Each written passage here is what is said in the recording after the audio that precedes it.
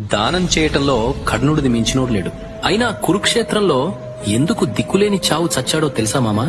దానికి కారణం స్నేహం. నువ్వు ఎంత మంచోడివి అనేది ముఖ్యం కాదు, నువ్వు ఎవరి పక్కన నిలబడ్డావనేది ముఖ్యం. కర్ణుడు ధర్మం తెలిసినా సరే అధర్మం చేసే దుర్యోధనుడి పక్కన నిలబడ్డాడు.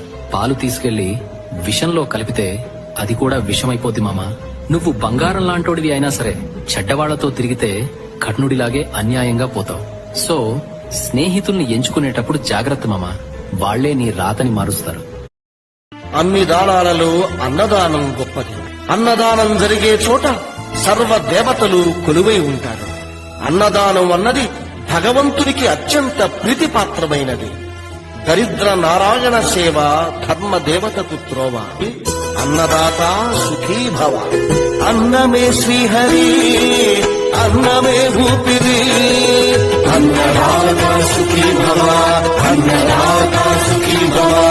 అన్నాత్ భవతి భూతాని, అది సృష్టికి పాడి.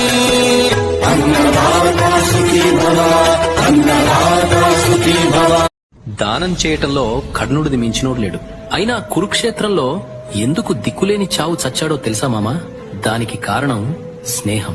నువ్వు ఎంత మంచోడివి అనేది ముఖ్యం కాదు, నువ్వు ఎవరి పక్కన నిలబడ్డావనేది ముఖ్యం. కర్ణుడు ధర్మం తెలిసినా సరే అధర్మం చేసే దుర్యోధనుడి పక్కన నిలబడ్డాడు. పాలు తీసుకెళ్లి విషంలో కలిపితే అది కూడా విషమైపోద్ది మామా. నువ్వు బంగారం లాంటోడివి అయినా సరే చెడ్డవాళ్లతో తిరిగితే కర్ణుడిలాగే అన్యాయంగా పోతావు. సో స్నేహితుల్ని ఎంచుకునేటప్పుడు జాగ్రత్త మామా, వాళ్లే నీ రాతని మారుస్తారు.